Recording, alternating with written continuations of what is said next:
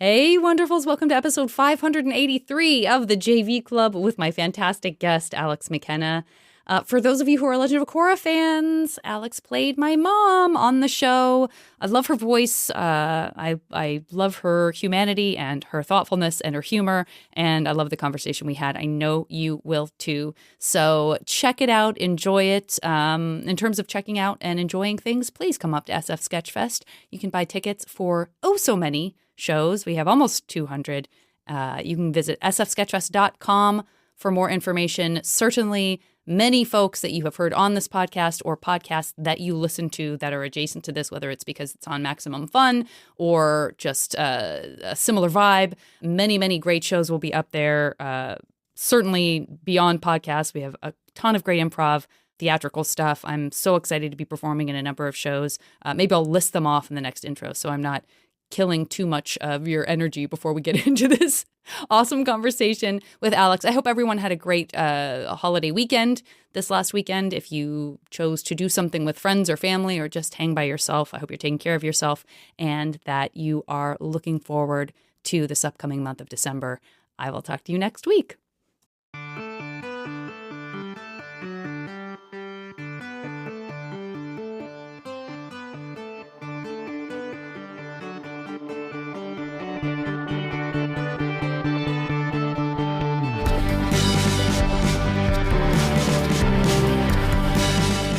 Everybody who does know, everyone who doesn't know, Alex played my mother on The Legend of Korra, which was always so funny because I feel like we look like we were sisters, and that's the magic of voiceover, everyone. So that's how that happened. And this has been a long time coming. I feel like I brought it up maybe a decade ago, and somehow we finally made this happen. And I love that one of the ways that we reconnected was through vintage clothing, because I do love vintage clothing very much. And it was so fun running into you, and you always look absolutely fabulous top to bottom. So, well, that is very kind. Thank you. I'm very happy to be here and chatting with you always. Yes, we first met doing Legend of Korra, if I'm not mistaken, probably had run into each other in passing at auditions, but getting to play your mother was a great privilege. And actually one of my favorite stories when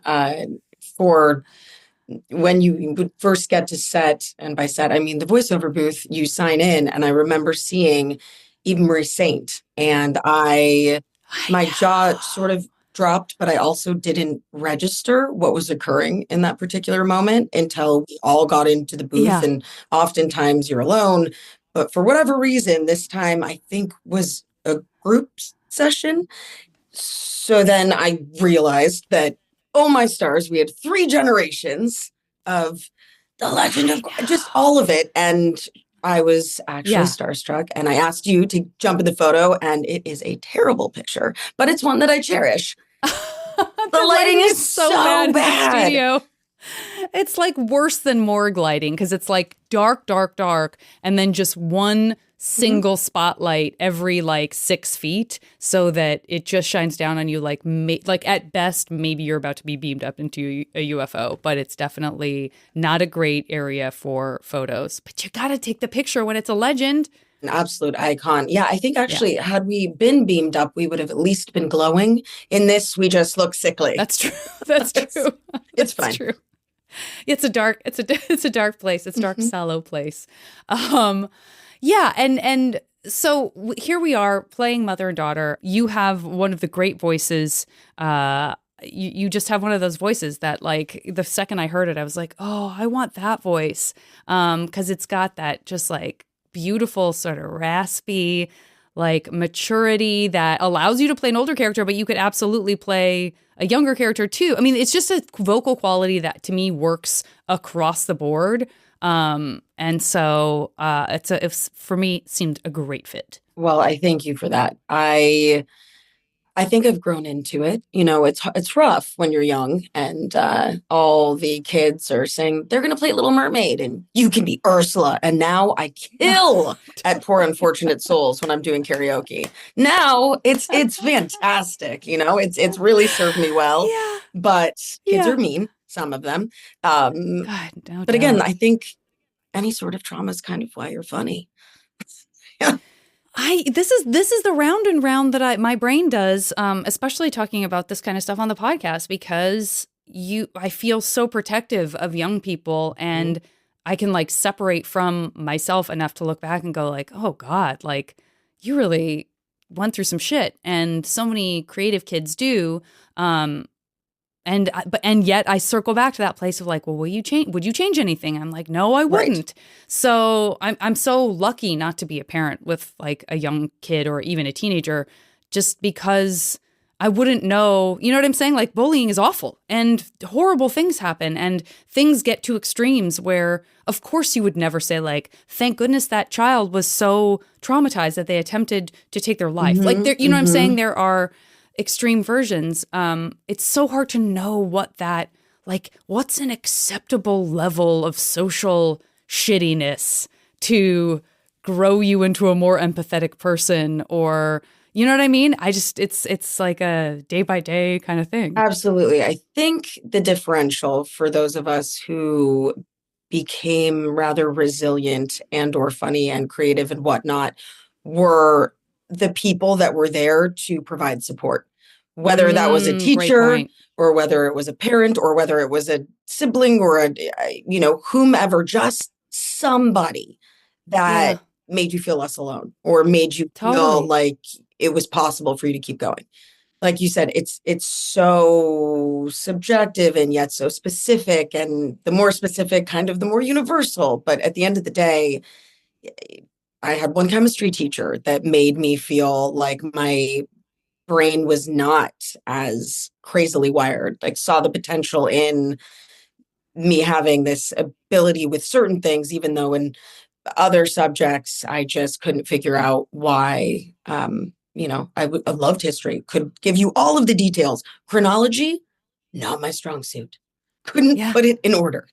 Yeah, that totally makes sense to me. Sense to me. I still have listen, for those folks who suffer from like a number dyslexia or letter or word dyslexia, believe me, I am not saying you have it better, but mine is so dangerous because it's only like every like 50th like set of digits that I just 100% swap numerous digits. But like I don't necessarily always remember to check myself because it's not all the time every time, but it has definitely led to some egregious like mistakes where I've been like, oh, I need to check this every time. Like it could easily be the time where I just reverse a series of numbers that are extremely important. See, that tracks. My neurospicy is more in the realm of extreme ADHD, but in very, very particular ways, which I thought I was just quirky until all of this literature came out.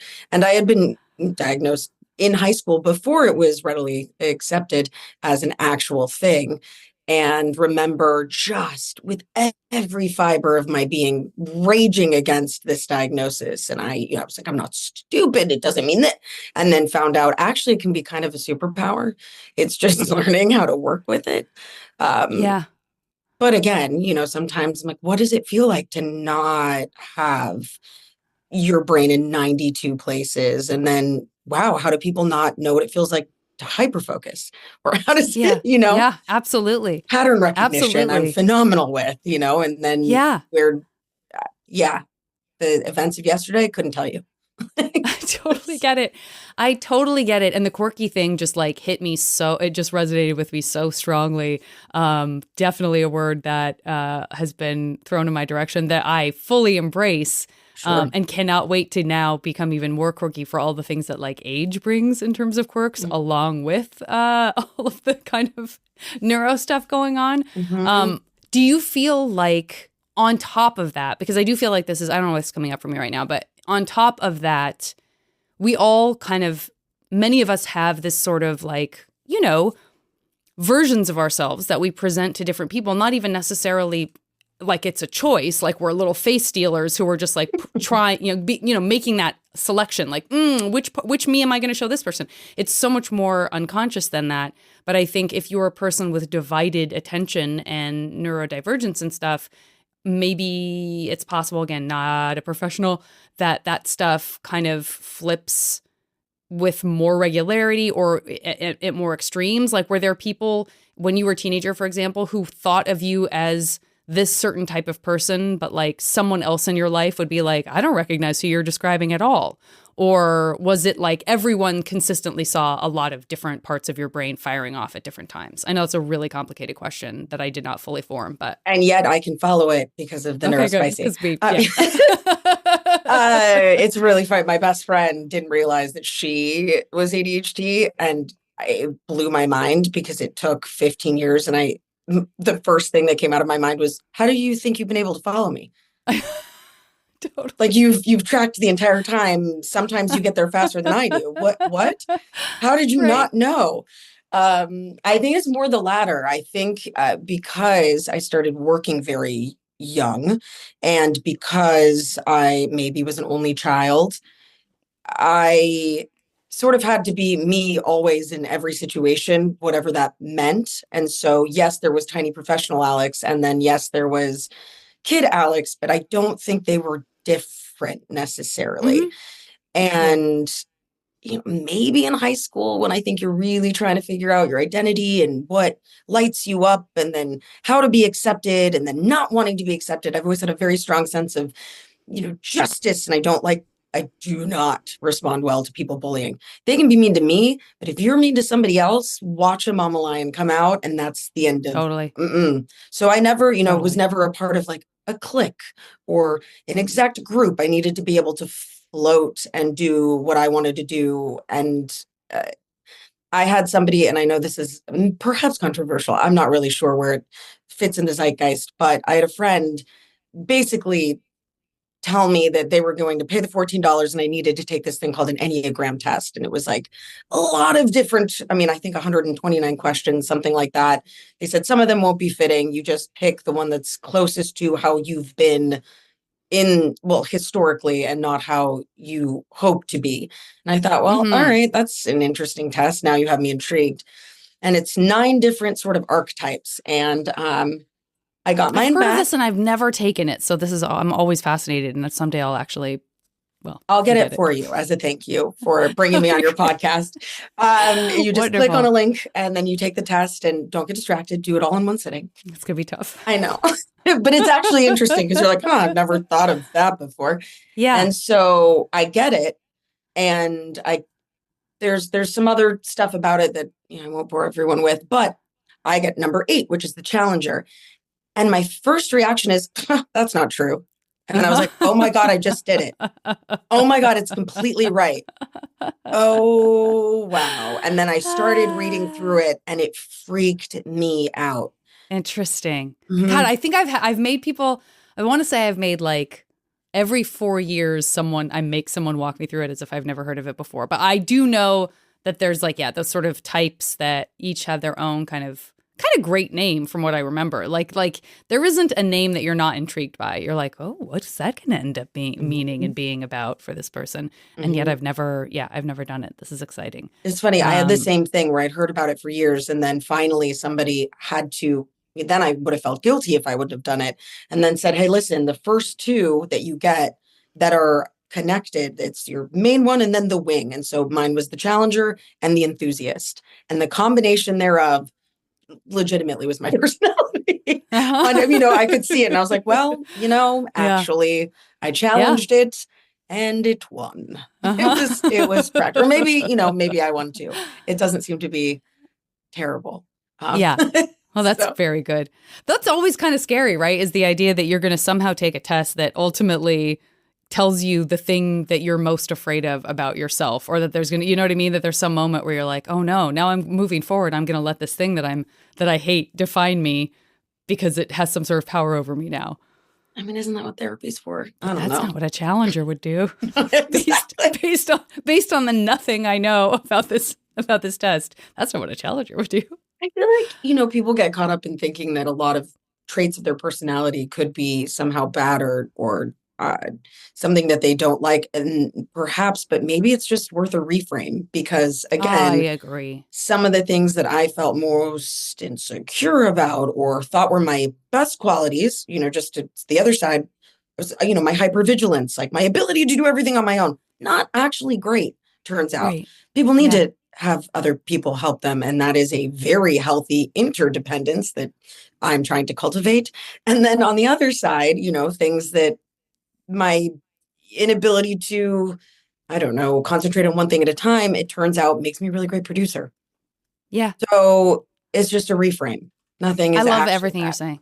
I love everything you're saying. And it's the sort of, I mean, in a sense that is sort of this age old kind of Eastern philosophy almost with the yin and the yang. Like this idea of like, there's those, it's not that a trait is bad or good. It's like each trait has a good and a less or a more challenging side, or each trait has an opportunity to get you in trouble in some way, whether Right. or not on its face you've decided this is a great quality and this is a bad quality. It's like, Hmm. no, every quality has everything inside of it.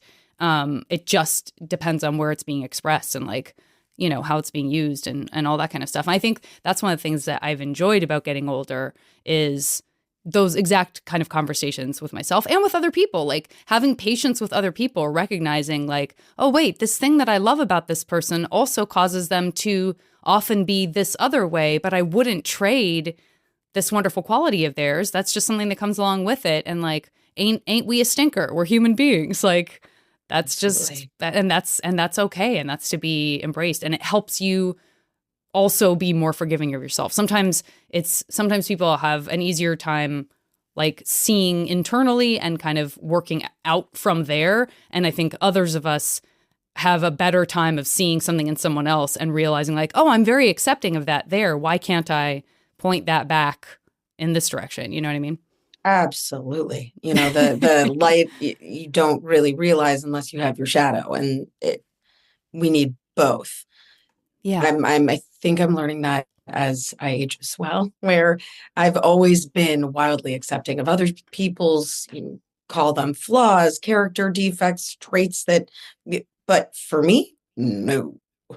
needed to be X, Y, and Z, very hard on myself. And I actually don't find that, or I'm finding more and more that's really not helpful in any way, Yeah. shape, or form. Yeah. Yeah. When you start you so let's rewind for a second because you said you started working very early. So let's put in context where you grew up and like where you were, where we would find you when you were a teenager. Well, born and raised here in Los Angeles, California, right on Sunset Boulevard in Hollywood at Kaiser Permanente. Beautiful. And then was raised for the first 10 years in sort of mid-city-esque Pico and Beverly Glen. And then I moved to the West Side. And so in high school, as a teenager, I was, yeah, in the Pacific Palisades before it was more than just a pretty little beach town. It was not the Beverly Hills that it is now. Uh-huh. Hence, I do not live there. Uh-huh. It was this, tiny mom and pop stores Totally. everywhere. Things are closed down by 8 p.m. And where we all met up, if we were going to a party, was one of two gas stations. Yeah. Hmm. So, How they change, how things change. How yeah. things change. Where are you Um from originally? Tucson. Tucson. Okay. Yeah. But I've spent a fair bit of time on the coast just because my dad's best friends lived in La Cañada, so we would come out in the summer and like do that. And for sure, like I've talked about this before, but I so just took for granted that it would take me a couple of days to get used to the smog. So I would like have this tickle in my throat every time I took a breath, but everyone was just like, "Oh, that's just the air here." We were all Yep. like, "That's cool." The Santa It's a Anas lot are better kicking now. up. It's Yeah. a lot better now. Whew. Okay. And so when you were in high school, was your high school a public high school? Was it a private high school? Was it co-ed? What was that situation like? And were you working enough that you couldn't be present there, or were you in and out, or were you like sort of committed to being a student at that time? I was very lucky. So I went from public school to a private all-girls school for the first 3 years. So we're talking whatever sixth grade is to 8th grade. That school was not for me. I was more of a tomboy. I was working a lot during that time, thankfully, going and doing movies or television shows. But my parents' rule with me was so long as you get good grades, this can be your after school activity. And that was the Yep. trade off. So I also, if I wanted to play basketball or play volleyball, was allowed to say no to jobs if I didn't want to do that. Again, this all girls school was not for me. And I said to my parents, I'll either go to this public school that's over here or send me to a boarding school or something. And I'll just stop acting for a minute. Hmm. And they were like, why don't we not be as extreme and perhaps just apply to some other schools that could maybe are willing to accept you doing what you're doing if that's what you want to keep doing. I was like, oh, yeah, great idea. Cool. So I applied to a couple schools. One was Crossroads, one was Windward, one was, just these private schools. I'd been working and I was, lucky enough that that was an option because in certain arenas, I was really, really smart and other arenas maybe need a little more help, which you get a little bit more attention at these schools. So I ended up going to a private school in Venice, essentially, here in Los Angeles. And it was perfect for me. It was co ed. There were small classes. They were accepting of me going off and doing a television show or a film, again, so long as I kept my grades up. I got to co direct the play my freshman year. I got to sub in when a bunch of girls got hurt on the soccer team. No, I had never played soccer before. Uh-huh. I was just a fast runner and was Uh-huh. fearless. Um, so, again, apologies to that girl that I mowed down because I didn't know what to do with the ball. So I tackled her. I'd been watching boys play. I don't know. Yeah, I was really, really fortunate. It was a great school. It was exactly right for me at the time. I think things could have, there's so much pressure when you're in high school and especially when you also have a job. And then, Sure. Well, yeah. some kids are absolutely unfazed by it because their parents are somewhere, we're in Los Angeles. And yet there are the kids that find whatever way they can to potentially put you down or pick on you. And so I found that I learned to compartmentalize really, really quickly and Mm. essentially have this bifurcated understanding of myself. I use my first and middle name for work, which I always had since I was little as a protection. My mom's very smart that way. Mm. Just in case, there was some creepazoid Yeah. out there who wanted to Oh my know God, who this little totally. girl on TV was living or going to school. And then my other name, and I kept them just really supremely separate. And so anytime somebody would ask me or try to poke fun at me or be mean, I would just ice cold look at them and say, I'm not talking about this. Why are you? Stop being weird. And it would just shut it down. Yeah. But then I do think it was maybe a minor disservice because I kept it so separate that when certain things would come up or I would know somebody's parent on set or whatever, I would just, yeah, Like these things don't belong together. Why is this mhm, happening? Why is this? I did not approve this crossing over of. kind of. Yeah, that totally makes sense. That totally makes sense. Yeah, I mean, I think also too, like I'm an only child as well, and and I did definitely had a parent who just kind of brought me everywhere most of the time, unless it was like a hot date. Hmm. And so I was very comfortable with adults. But I think trying to imagine that extending out into actual work and kind of building a career at the same time that I was being a teenager feels like it would almost force that kind of bifurcation just because how surreal to like be in a professional working environment with people of all ages who I mean, by the time you're a teenager, I don't know, my experience of working with teenagers when I'm on set is like I just treat them like they're my age. I mean, Yeah. if you're 6, it's different, but I feel like teenagers like being talked to as if they're adults and aren't talked down to. And so to be so comfortable in an environment where you have a lot of equals, it sounds like the school was good at kind of understanding that because I could also see going back to like a very traditional school and sort of feeling like the school part is the unreality. You know what I mean? The school part is Yeah. this construct where you're like, why do I need to be around all these people who are exactly my age? Why did the teachers have all this authority over me that da da da? Not to say that, again, in a professional working environment, you have bosses, but I don't know. I just think there's something really, it feels like it would be hard, like confusing, unless you did sort of on purpose or by accident kind of make that bifurcation. Does that resonate for Yeah, you? absolutely. It was interesting because I think I loved school because I loved the structure and I loved acting because even though there is no actual schedule, really, I loved that structure. Mm-hmm. You get there in the morning a little bit early and then you get into your trailer and then you go have breakfast and then you have your sides that you've hopefully done your homework on the night before. And that I kind of transferred that also to normal school. So there was a mirroring of this structured environment where I had work to do and things to focus on, Mm-hmm. which I kind of thrived in. I think I loved that on both sides.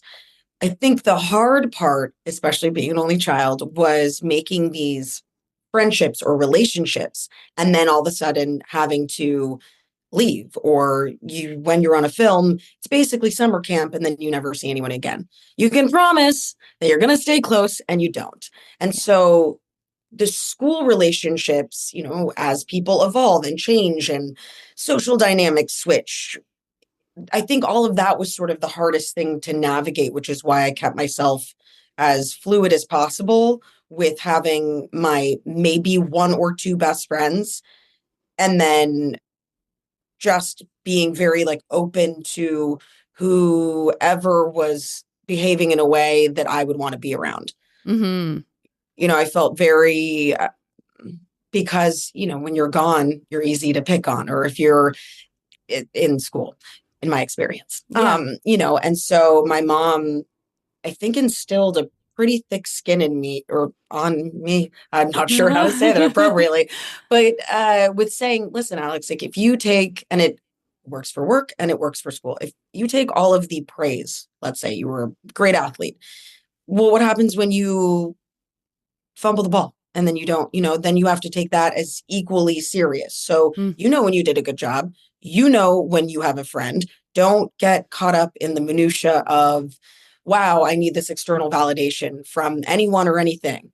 And I think that was really helpful Yeah. in navigating friendships and for, a lot of people will excuse behavior from a friend because they're a friend, but that doesn't actually make any logical sense. So why would you want to be friends with somebody who would treat somebody poorly? Yeah. And I learned very quickly because it seems like, especially in high school, people are very malleable and they're trying to figure out who they are and what they can get away with. And maybe they're misbehaving or acting out because they are mirroring a parent or Mm-hmm. there's some sort of trauma at home occurring. We don't know. But I was told very, very young and just had it really infused in me that compassion is the highest form of kindness, but never be afraid to speak up. Yeah. And so I learned that for set two, which also served me well Ooh, before we had things yes. like intimacy Oh my coordinators God, no as doubt. young women. Mm-hmm. Yeah. Mm-hmm. No, because yeah, I don't. That's another thing I always think about because I came down here so late that I'm like, I was so, it's hard, especially if you're a woman, you're kind of, I think, so often socialized to not be a problem and to not Oh, want to 100%. come off, and so that feeling of, oh, I have to, I got to be a team player. Team player becomes this kind of code for say yes to everything Mm-hmm. all the time because we're all counting on you. You know what I mean? And so You don't want that to let stuff anyone is very down. insidious. Yeah, it's really insidious. From people who both know exactly how they're manipulating you and from people who don't even realize that they are manipulating you, like that's how fucked up the system is that they don't even know. They're like, "What are you talking about? I'm just asking you to be a team player." Absolutely. Yeah. And the programming is so coded into everything of just smile and take it. And, there have been multiple occasions. And again, I'm so lucky that I had parents that really imbued me with a sense of agency for the most part, as far as, that doesn't feel right. No. Yeah. Good. I need to go talk to somebody. But I did Yeah. that in school too. I was the one who was like staging a class walkout. And, because I didn't like what the administration was doing and getting into trouble there, but also having my parents being called in and them saying, I'm sorry, what is the problem? Are you not trying to foster independent thinkers? Do you stand behind what just occurred? Nice. Okay, well then what are we doing here? Yeah. I was like, those are the best. No kidding. Yeah, they were really great. Both of them, really incredible humans. So I was very, That's very lovely. fortunate. Didn't have them long enough, but couldn't have been luckier. Yeah. What how does all of this play into like teenage hormones and stumbling around the kind of like dating and long-term versus short-term relationships and all that crap, if you feel comfortable talking about it. Of course, even vaguely. I'm an open book. Oh, I was terrified of intimacy. First of all, because I was constantly leaving. And so having actual connections and then having it shift by product of circumstance, because all of a sudden I was going to be in Australia for a few months, Yeah. when you're young, that's not going to work out. Yeah. It takes almost nothing for something to fall apart. That's, so true.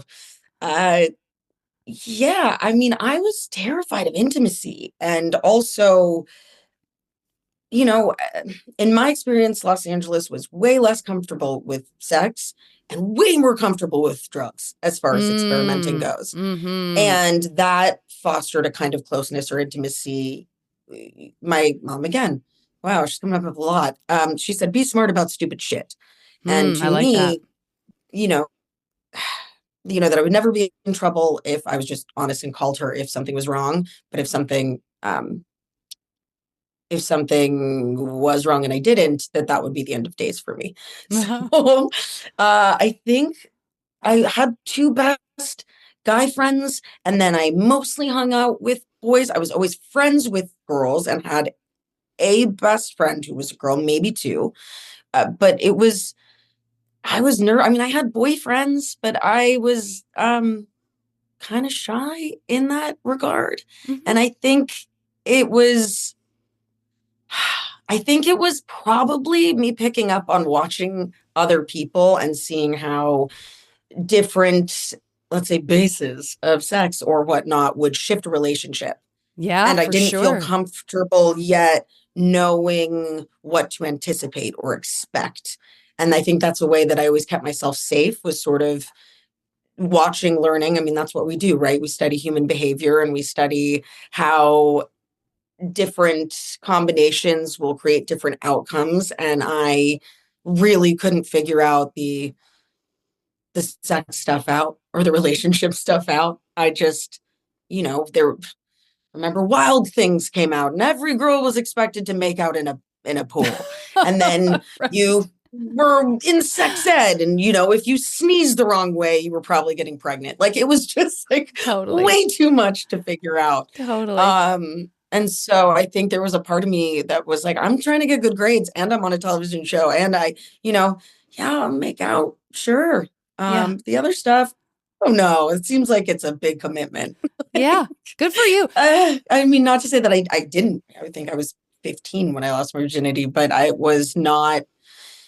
I think I saw it in a more, even though it's going to sound terrible, but kind of like clinical way. Like, oh, that's something to like do. So you've done it. And I had a boyfriend and he was very kind and it meant a lot. And I just was like, all right.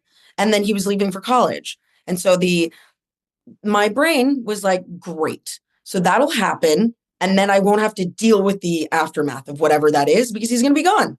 Yeah. Yeah. That totally makes sense. But then he wanted to stay together. That was confusing. Yeah. You're like, but the thing about where you go away and then it's and then that choice is made then for I don't us. have to deal Isn't with that it. handy? Yeah. Oh, you had to muck it up. Yeah. I for some reason, I guess I don't know that I've ever really thought about it like this before, but because I think you and I have a lot in common, I'm thinking about those male friendships and kind of thinking like, that's a really good age. and again, if this doesn't resonate for you, then I'm just like talking out of my ass, but at least kind of articulating how I think I felt, which was that's a really good age to sort of like have a relationship and a closeness with a guy or guys without having those pieces that do feel really complicated or confusing or clunky. I think I had a couple of like really important friendships that kind of were relationships, except for we weren't making out. And yet when those friends were like, anyway, it seems a logical next step because we spend all of our time together and I've chosen to spend time with you and you've chosen to spend time with me. And by the way, I'm a teenage boy full of, I mean, they're not saying this, but in my mind now, I'm like, oh, and they were teenage boys full of hormones. It was like, why wouldn't, like, of course this is like, come on. And then I would be that girl who was like, no, it's not like that for me with you. Like, I love you. Don't ruin this. And then they would be like, why don't you go fuck yourself? You've broken my heart. But it wasn't like, oh my God, I love having you worship me. Like, genuinely, it would be like, this is so clean. Isn't this wonderful how clean this relationship is of all of that shit? And so there's nothing about it that was like, yes, please, I want this to ruin our friend. Like, because then you lose it all. Like, no matter what, you lose it all. Absolutely. And I just wonder if that, yeah, right? I mean, beyond resonates with me. It was every close relationship with a guy at some point that I had. And I think I did not, well, I don't know any teenager that sees themselves clearly, whether or not they are overextending their personality, looks, whatever it is, or completely underplaying it because we don't see it. I, in my mind, was always like funny, smart best friend. I was not the hot girl. I was not the prettiest one in the room. I was not any of that. I was typically, in my mind, like one of my best girlfriends. And so I would foster or, I mean, truly have these incredible connections, these incredible friendships with these wonderful young gentlemen, just, guys. And I felt like I was one of the guys most of the time. And so when that moment would come where invariably, a hand would be on a knee and you're hanging out and you're watching a movie and then it starts sort of sliding up your thigh and you're like, whoa, whoa, whoa, whoa, whoa. I would be surprised every time. Yeah, yeah. I mean, it took me maybe into my like early 30s before I was like, hold on, I think this person is hitting on me. Hold on. Wait.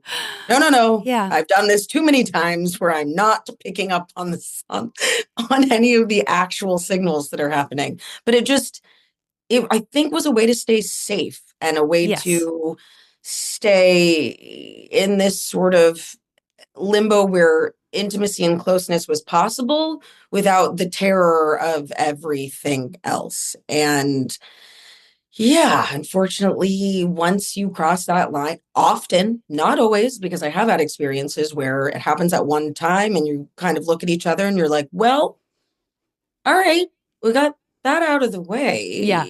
I preferred before, but now we don't have to have this looming. Great. Yeah. But again, always with consent. And Yep. yeah, I think it's something still that I have to be wary of as an adult because people catch feelings and then feelings can shift. Feelings are not facts. So long as there's communication and you can really navigate that with kindness and holding space. But also, sometimes people just feel different things at different times or it just doesn't match up.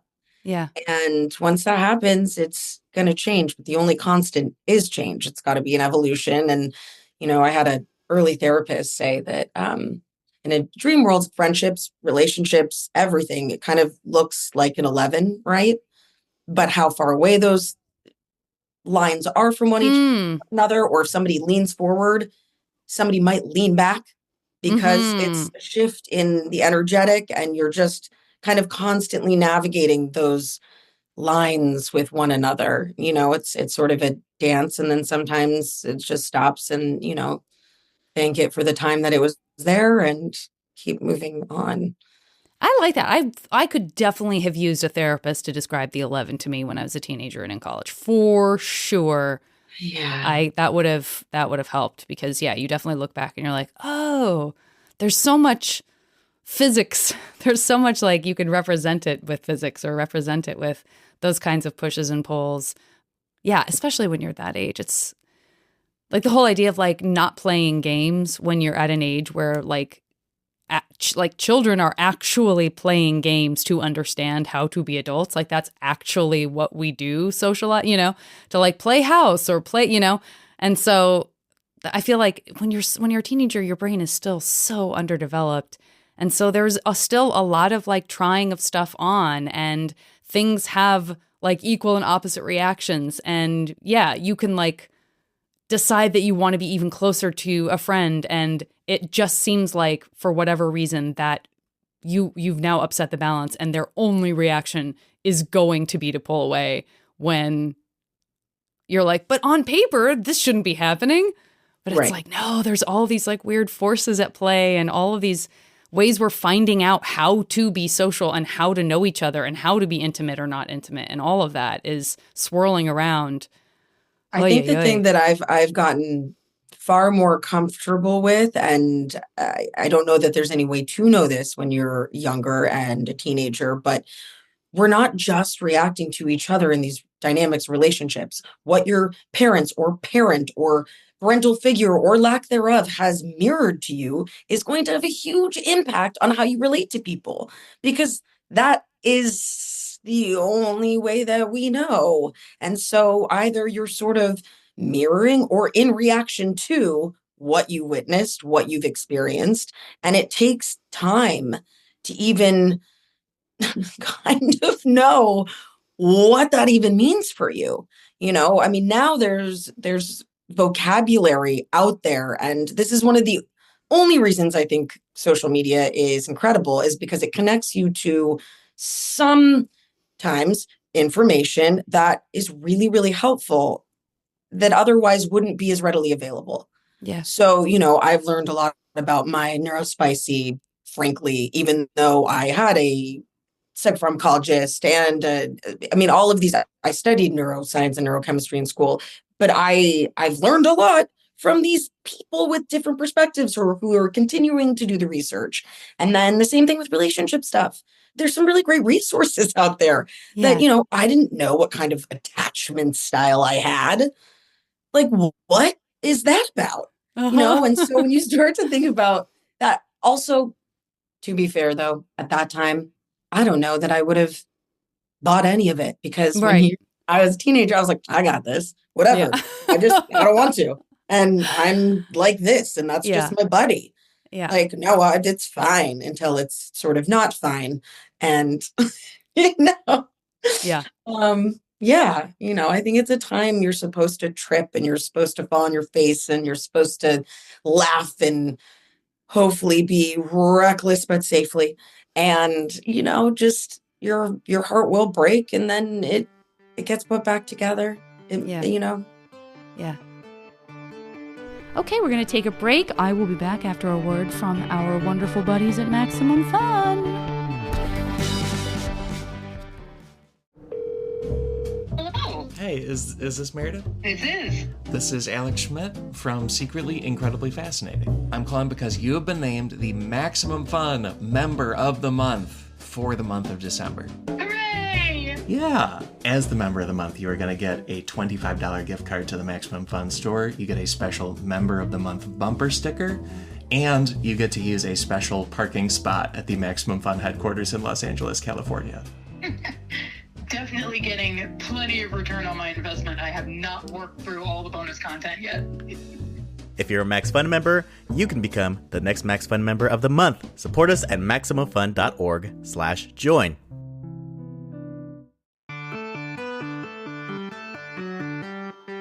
I got to get into this MASH game with you. Okay, MASH, yeah. I am going to start with the category. I would like to start with 3 alternate universe careers. It's the highlights. I don't want you to like have to mire yourself too much in like what it would mean to, the ugly nuts and bolts of kind of any job. But what 3 things would it sound fun to kind of try on in this alternate universe career-wise? Forensic psychologist. Great. DEI agent. Love probably. it. Stevie Nicks. Great. Wonderful. I mean, basically, rad rock star. Yeah. Oh, I yeah. put Stevie. That's Great, so great, great. specific and so perfect that I absolutely love it. Okay. All right. Next one. 3 places in the world that you would love to have another home if we could sort of teleport you there. Easy. Sicily, Great. Costa Rica. Great. Where's the third one gonna be? So many places swirling around my brain. Mm-hmm. Does it have to be a place that I've been before? No, it doesn't have to. I'm gonna go with Greece. Great. I mean, Okay. on the waterfront, obviously. On the waterfront. Okay, great. All right. Next one. 3 foods that in this reality perhaps you feel are ecologically irresponsible, or you're allergic, or you just can't eat a giant cake like you could when you were a kid. Or you would now, unfortunately, you know too well, like, no, but if I eat all that, I'm going to feel sick. Unlike when we were kids and we're like, I don't give a shit. I'm going to still feel sick. That's fine. In this reality, we're swiping all of that away. Everything is like, there's no ramifications to you or anyone else, no matter how much you want it. So there's going to be 3 things along with everything else you can eat. But in this case, 3 things that you can have at the snap of your fingers with 0 ramifications. Oh, a giant double cheeseburger. Great. Real bun, like gluten all the way. Right. Just like a pile of sushi, just all of the sushi. Fuck the mercury. We are good to go. Yeah. Yep. And lemon meringue pie. Lovely. Lovely. Okay, great. All right. Next one, it's MASH. There's going to be some romance or sexy times. 3 people. They can be characters from things. They can be out of a books, films, a person from a certain age and era that you want to bring, into our reality. 3 people, romance or sexy times. Brad Pitt and Fight Club, probably. Let's do it. Let's do I'm it. not gonna spoiler alert and say Yeah. the name, but that's how I'm gonna term it here. Would have Right. said Tristan from Legends of the Fall, but he's like a little too sensitive. But love the guy on That's not horseback. for our purposes. We need Fight Club Brad Pitt. I get it. Yes, 100%. Wow, this is really fun. Eva Green from the Daniel Craig. Oh, yeah, from Casino 007 Royale. Bond. Yeah. There we go. She's gonna be number 2. good. And I have to go Jude Law in Talented Mr. Yeah. Ripley. Yeah. That is just that movie goes down so easy. I could watch that. I just could watch it a lot and have watched it a lot. It's like, it's just stylistically, it's so, but it's also so well done. It's so uncomfortable, but like the things you like about it make it worth dealing with the tension, Absolutely. Or maybe the tension is part of it. And then just like in general, just this person, Idris Elba. Which, by the way, now we're at 4. See what happened? It exploded, and now we have Brad Pitt, Eva Green, and Jude Law. No, I said 3. Oh, look at you! You're tacking on 2 more.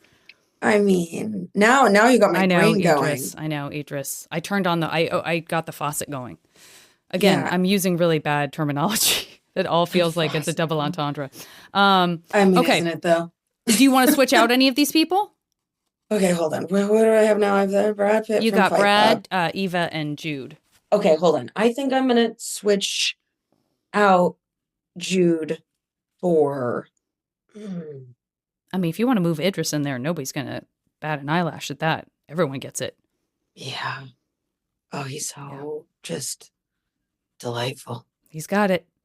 He's really got the it. thing. He's got the thing. Yeah, there's never been one thing I've seen him in that I haven't thought, yeah, wow. Yeah, he's got just it. Wow. All right, next category. 3 movies that you can jump into whenever you want. You're not reliving the plot. You're just there in that world with those characters doing as you please. Talented Mr. Ripley. Yes. There we go. That's easy. Stand By Me. Oh, yes. Pleasantville. Oh, I love Pleasantville. Great I just rewatched choice. it and it is so good. I think there's a whole So good. 50s thing that I'm just prepping for given the fall of democracy. Mhm. Maybe that I'm just like, let me get comfortable there. Oh, that's a great movie. You know what? I need to rewatch that. I haven't watched it in a few years, and I really need to rewatch it. The whole dynamic of Joan Allen and William H. Macy, it's so good. because you love them both and you understand that they're, like they're products of that environment and the idea of breaking out of those. I don't know. I love it. I'm so glad you brought that up. It's Shout a out to genius Pleasantville. film. Shout Truly. out to Genius. Pleasantville. Okay. Next category, 3 styles of clothing that in this world, we're kind of equalizing everything. So it's not a matter of comfort. It's a matter of like everything feels just as comfortable as the next thing. 3 sort of style types or eras that you would love to be able to just like toss on and be like, what? Yes, I am wearing a flapper's gown at the grocery store. And that's not weird. Katharine Hepburn, 1940s, high-waisted pants that are pleated, Yes. cool hat, sleeves a little bit like I'm wearing right now. Love a silk little bit of with a like built-out sleeve. yeah. Yes. Gorgeous. That would be number 1. Number 2 would be the probably 1930s of it all. Think Tallulah Bankhead, stoles, furs, Yes. dripping with diamonds, Yes. silk, everything. Love. And then the third would be 70s disco era. Think, Bianca Jagger. Great. Okay. Gorgeous. All right. 2 last categories. Next category, let's do 3 roles that you would love to play. Perhaps it's unlikely given whatever, your gender or your age or just, the fact that the thing has been done and it's not going to be done again. It could be in a film. It could be on a TV show. It could be on stage. 3 roles that would be really fun to get a chance to like slip into. Scully on the X-Files. I love it. Yes. Macbeth. Great. Oh, my brain is darting around from like some of the greatest comedies of all time. I'm a sucker for sitcom. One of my first television shows was a sitcom where I was a series regular. It was a sitcom, and so I have a great, great love of it. And I kind of want to do anything Tina Fey has ever or will ever do. Agree. I want to be on 30 Rock, but I want to be Alec Baldwin. There you go. There you go. That's how exactly how right. we do this. Yeah. That's how we do this. 10 out of 10. Absolutely could not love that idea more. I want to see that happen now. I want to see that happen. Yes, Okay. please. And not like also Murphy Brown, I but know. nobody's going to know what that is. That would have been great too. I do know, and I also think you would be great as Murphy Brown. Okay, final category. Let's do 3 mysteries that somehow you have the access to the answers for. They could be the tiniest of mysteries. They could be lighthearted mysteries. They could be big, like, why don't we know the answer to this questions? They could be forensic psychologists. You mentioned that. They could be crime related. 3 mysteries that you're going to unlock access to by virtue of this MASH game. Time travel. Great. Okay, the other one would how to cure cancer. Great. All of them. And time travel, how to cure cancer. And I'm gonna go with who is my biological father? Let's keep it real, huh? What a fun twist. Okay, great. All my pretties out there. Oh, that is a fantastic last moment in the last category of this MASH game. I will ask you to tell me when to stop right as I begin this shape right now. Tell me when to stop. Now. Great. This Okay. is all very exciting. I'm going to do some quick non-math to come up with your 100% guaranteed MASH future. This is a great opportunity for you to tell people where they can find you, how they can check stuff out, support, anything you would like to tell people. It's a slight minor vamp that will be over before you know it. Great. Well, hello, everyone out there listening. I'm Alex McKenna. I am at Max Magpie on the Instagram. I do not Twitter, twat, X, whatever it is, pretty much ever, but I am Ms. Alex McKenna, I guess, if I have something on there, though strangely, there are people who claim to be me. I don't really use it. It's pretty obvious.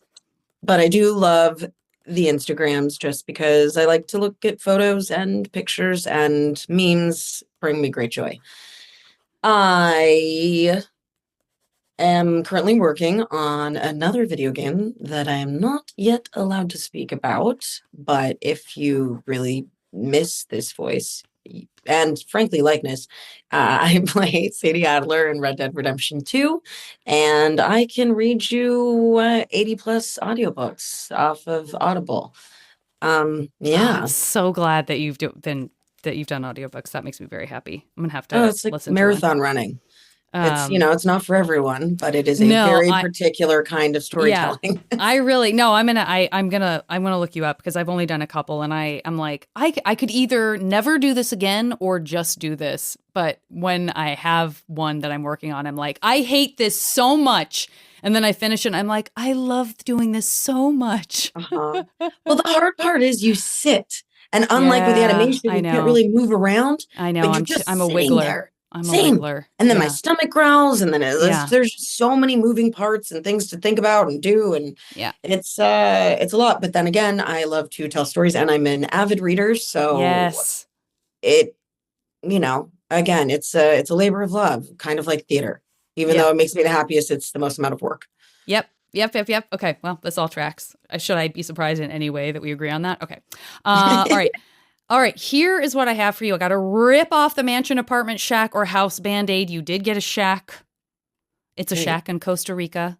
Ooh, that's all you need. What do you want? A big mansion? That's not good. I mean, you need to be in the outdoors. Yeah. You're not local then. It's just a modest, bros. sweet little, exactly. That's exactly where my head was going. It's just a sweet little, little cabin, little, doesn't have to mean it's like falling apart. It just means it's not like, it's certainly not an apartment. You're not living on top of each other. It's not like a big separate house. It's just like a little guy that that you have in Costa Rica. So you can go there, teleport there whenever you want, there and back. Speaking of jumping into a thing that you can be in for as long as you like and then dip out, you can jump into the movie Pleasantville. Very excited about that. Kind of goes in keeping with this conversation we're having about eras, learning from history, time, what it all means. You absolutely can time travel, or at least you've solved the mystery of how to or whether it's possible. So that is an extraordinary mystery. Perhaps that's where you end up getting all of your fabulous 1930s clothes that are just as comfortable as anything else you could possibly be wearing, including sweatpants. So I cannot wait to see you tricked out in fabulous stoles and diamonds and just be gorgeous 30s you. This is going to come in handy, I feel certain, this malleability, speaking of, because you are also a CIA agent. Perfect. So I want you to use that skill for good and not ill. Mm-hmm. Now listen, there's a long running purported rivalry between the FBI and the CIA. Mm-hmm. I don't know how this does or does not inform your work as Agent Scully on the X-Files. Yes! I believe that's the FBI. So we have two secretive government agencies covered. Mm-hmm. We have time travel. We have Pleasantville. We have beautiful 1930s clothes. We have a shack in Costa Rica where you may or may not be wearing those beautiful, fabulous 30s stoles. What's left is just to sink into all of this, take a huge bite out of your double cheeseburger at will, and have some sexy times with Brad Pitt's character from Fight Club. Oh, wow. Wow, what a he life. wants to eat that burger with you. He's hedonistic. He's gonna just it's gonna be a sumptuous experience across the board. Also, that's probably why we have a shack, because if you remember in the film, his whole, psychology, his mottos, everything, that the more you own, the more it owns you. Yes, so what do I really need? And that's probably why I'm able to Yes. time travel and to keep being as, chameleon-esque as I am, because, dun, dun, dun, I don't have anything. It's great. This is why we do this. This is why we do this. It's amazing. Oh, Alex, what a joy. Thank you so much for doing this. This has been such a pleasure. boy, this is a real good MASH outcome. You're wonderful. I have loved this time, and I feel very seen right now. Yeah, me too. So, like mother, like daughter. Like mother, like daughter. Oh, my sweet girl. It's me. Everybody, I hope you enjoyed this as much as we did, and I will talk to you next week on the podcast.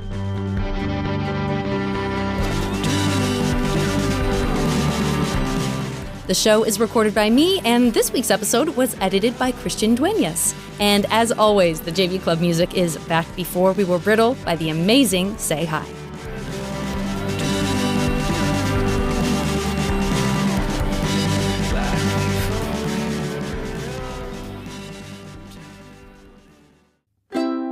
Maximum Fun, a worker-owned network of artist-owned shows. supported Directly by you.